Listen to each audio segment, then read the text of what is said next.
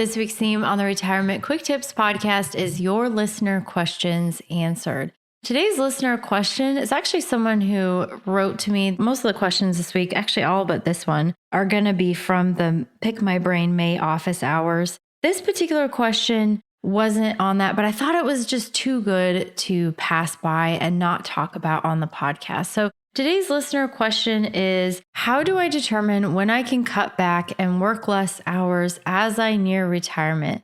I'm 52 right now. How will this affect my investment portfolio, my Social Security, etc.? Okay, this is a really good question. And I have a few follow-up questions, I guess. The first one would be, why would you want to cut back and work less? There's lots of reasons for that. So maybe this person has a very stressful job and they just want to do something else and they just can't imagine working to a more traditional retirement age of maybe 62, 65. Because again, this person's 52 years old. They've realistically probably have around 10 years of working. But the problem, and I'm not trying to discourage anybody from retiring in their 50s or retiring as early as possible. I think there's a lot of good reasons to do that. I think the first step is really to just explore, why are you wanting to work less? Why is that important to you? How much flexibility do you have in your current job, or would you have to go find a different position somewhere else? So it's a really interesting job market right now. I would not encourage anybody to actively change jobs, especially later in career. It's very hard. I don't know if I would call it ageism necessarily, but people see your experience, your education. They kind of have a sense, even if they don't know exactly how old you are when they're looking at your resume. It's very difficult. If you've ever talked to someone late in career who's trying to find a job, especially a higher paying job with a brand new organization, it is tricky. And I think a lot of that has to do with older workers tend to be more expensive for new employees or new companies to hire. They tend to also, not new company, I mean like new to you if you're brand new to an organization. They also can see like, well, if this person is maybe not 52, but if they're 58, 59, 60, how much longer are they going to work?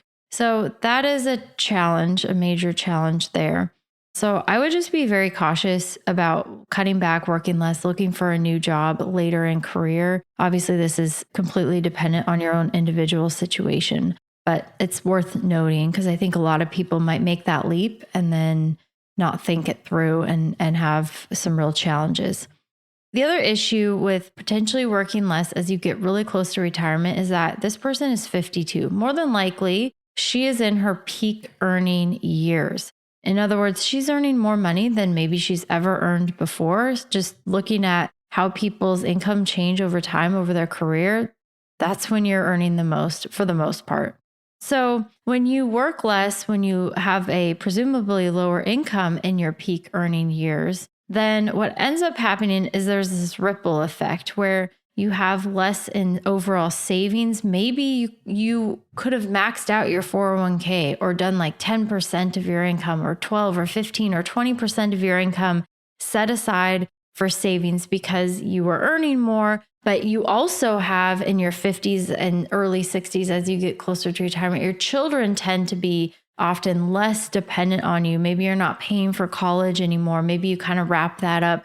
And so you have this freed up capital that you can really plunge into your retirement savings. And so if you're not working as much, if your income is lower, then you can really hinder your ability to save aggressively in the last few working years. The other thing that happens that's part of this ripple effect is that your Social Security is based on your highest earning, I believe it's months, and it looks at over a long period of time. But if you're in your peak earning years and Social Security is looking at those to determine your Social Security benefit, I mean, it could potentially be, depending on how much longer you work and how much income you're giving up, you could be giving up pretty substantial amount of income. It could be hundreds of dollars a month difference in Social Security. So you have to kind of weigh those things and how important it is to you. Are you already pretty financially secure, financially independent, where these things aren't as important as a consideration as I just want to retire earlier, enjoy life. I want to do other things. Maybe there's family reasons for wanting to work less. I don't know what those are, but it's worth exploring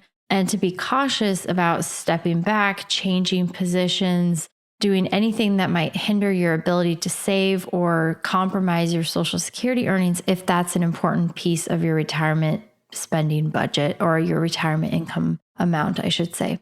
All right, that's it for today. Thank you so much for listening. My name is Ashley Michike, and this is the Retirement Quick Tips Podcast.